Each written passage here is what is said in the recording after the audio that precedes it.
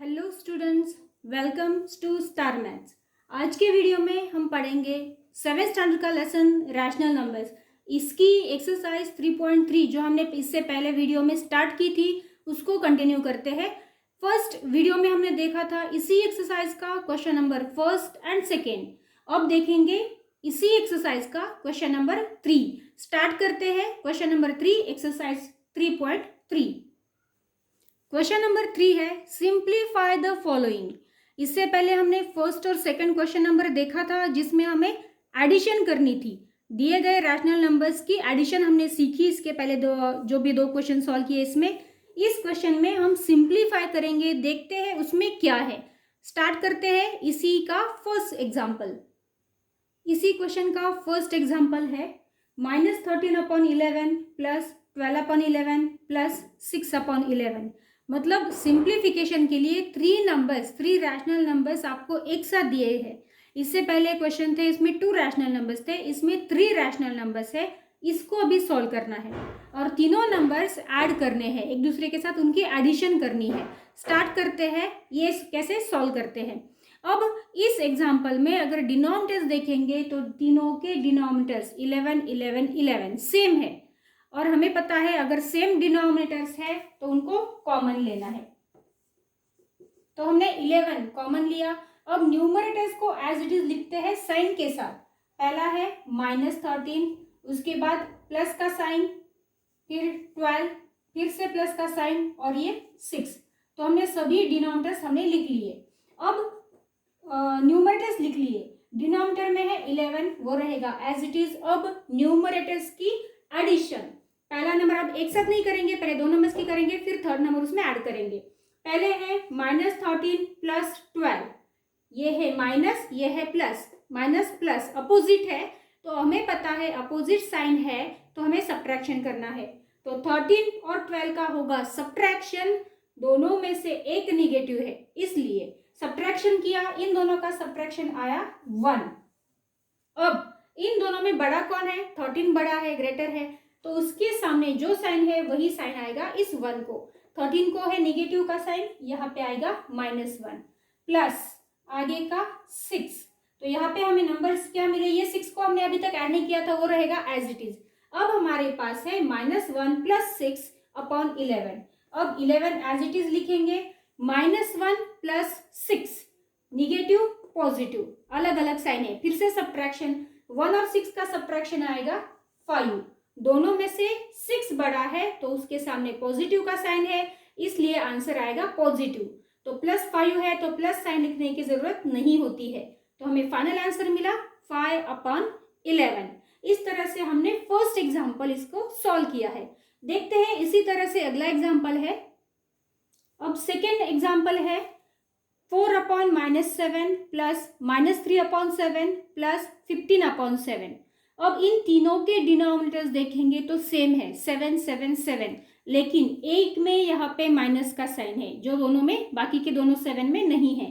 तो हम उस 7 का जो माइनस साइन है, न्यूमरेटर्स को हम चेंज कर सकते हैं।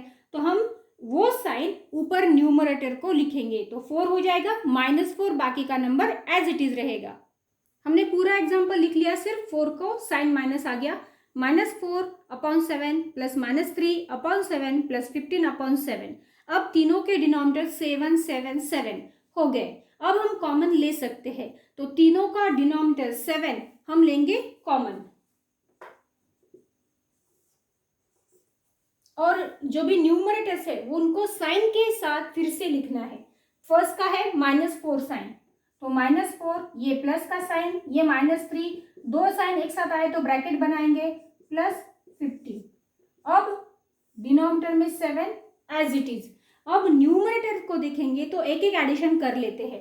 पहले -4 प्लस -3, 4 भी माइनस है, 3 भी माइनस है, इनकी एडिशन करनी है। दोनों के सेम साइन है, सेम साइन है तो हम एडिशन करेंगे। तो 4 और 3 की एडिशन हो गई 7 और दोनों को निगेटिव का साइन है तो ये भी आ गया -7। तो हमने -7 सॉल्व कर लिया। अब आगे है 15, तो +15 एज इट इज रहेगा उसके सामने।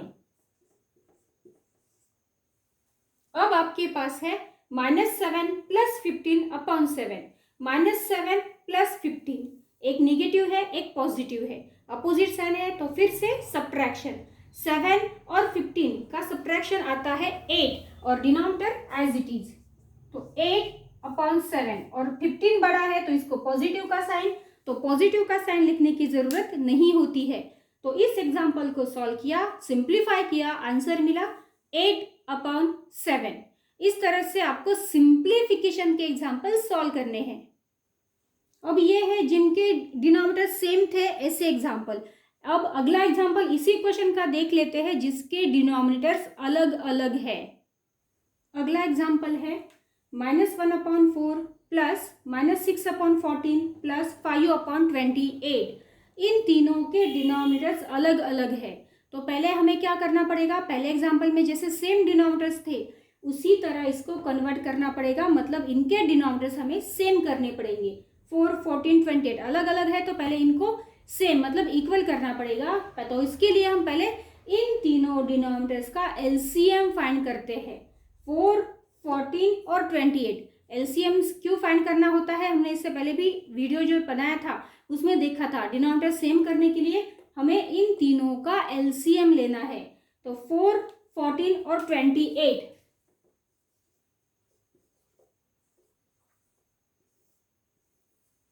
इन तीनों नंबर्स का एलसीएम लेते हैं। अब तीनों नंबर को किससे डिवाइड हो सकता है, 2 से एग्जैक्टली डिवाइड हो सकता है। तो 2 से डिवाइड करना है तो 2 लिखते हैं ऊपर। 2 से तीनों नंबर को डिवाइड करते हैं। 2 के टेबल में 4 आता है, पहला नंबर आता है, कौन से नंबर पे है 2, तो उसके नीचे 2 लिखेंगे। 2 के टेबल में 14 कौन से नंबर पे आता है 7। 2 के ही टेबल में 28, 2 1 2, 2 4 8, 14 नंबर पे आता है। ओके, अब 2, 7, 14 ये तीन अलग अलग नंबर्स मिले। इनमें से ये तीनों भी किससे डिवाइड होते हैं, तीनों भी किसी से नहीं होते, लेकिन इन तीनों में से 7 और 14 एक ही नंबर से डिवाइड होते हैं, वो है 7। तो अब दोनों नंबर्स होते हैं इसलिए 7 से डिवाइड करेंगे। तो 7 लिखेंगे, यहाँ पे 7 से डिवाइड करना है। तो 7 से तो 2 को डिवाइड नहीं होता तो 2 रहेगा एज इट इज। 7 के टेबल में 7 आता है 1 नंबर पे, 7 के टेबल में 14 आता है 2 नंबर पे, तो हमने लिख लिया।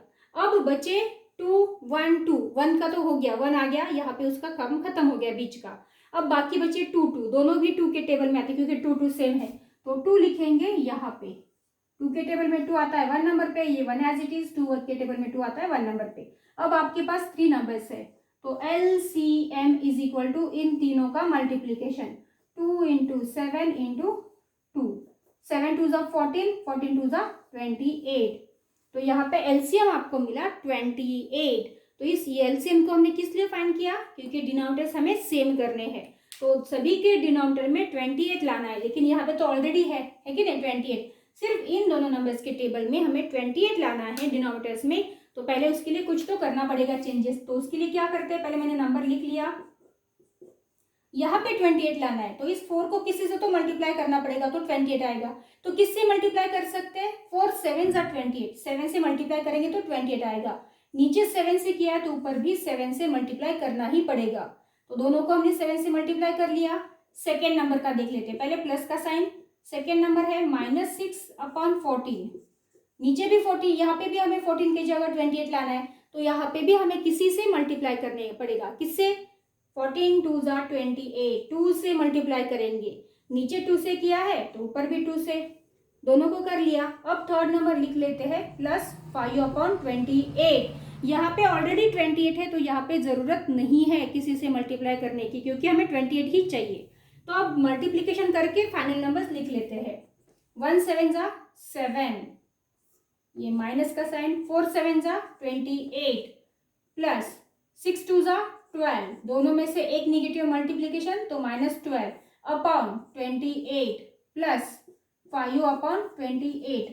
देखो 28 28 28 तीनों के डिनोमिनेटर सेम हो गए। अब हम क्या करेंगे, तीनों के डिनोमिनेटर्स कॉमन 28 यहाँ पे ले लेंगे। 28 लिख लिया हमने कॉमन। अब ऊपर के न्यूमरेटर्स को तीनों को लिख लेते हैं। पहला है -7 प्लस सेकेंड ब्रैकेट -2 12 प्लस 5 लिख लिया। अब हम एक एक करके सॉल्व करेंगे, मतलब क्या करेंगे, फर्स्ट इन दोनों नंबर्स को सॉल्व करेंगे। तो -7 प्लस -12, 7 भी माइनस है 12 भी माइनस है, सेम साइन है, तो सेम साइन है तो एडिशन करते हैं तो 12 और 7 इनकी एडिशन आती है 19, दोनों के दोनों निगेटिव है तो -19, और ये प्लस का 5 हमने तो सॉल्व नहीं किया, अभी तक ऐड नहीं किया, तो वो एज इट इज अपॉन ये 28। अब इसकी एडिशन करते हैं, -19 प्लस 5, 19 माइनस है 5 प्लस है, तो इनका क्या होगा, सब्ट्रैक्शन होगा क्योंकि अपोजिट साइन है, तो इन दोनों का सब्ट्रैक्शन आता है 14, और दोनों में से बड़ा निगेटिव है तो -14 अपॉन 28। अब इसको डिवाइड होता है क्या, 14 1 जा 14, 14 2 जा 28, तो हमें आंसर क्या मिला, -1 अपॉन 2। तो इस तरह से आपको दिए गए नंबर्स को, दिए गए रैशनल नंबर्स को सिंप्लीफाई करना है। तो ये था आपका क्वेश्चन 3, सिंप्लीफाई द फॉलोइंग। इसके हमने कुछ एग्जांपल सॉल्व किए। अब इसी तरह से और एग्जांपल्स है इस एक्सरसाइज में, इस क्वेश्चन में, तो उनको सॉल्व करने की कोशिश कीजिएगा। कुछ प्रॉब्लम आती है तो कमेंट करके जरूर पूछिएगा। Thank you for watching this video.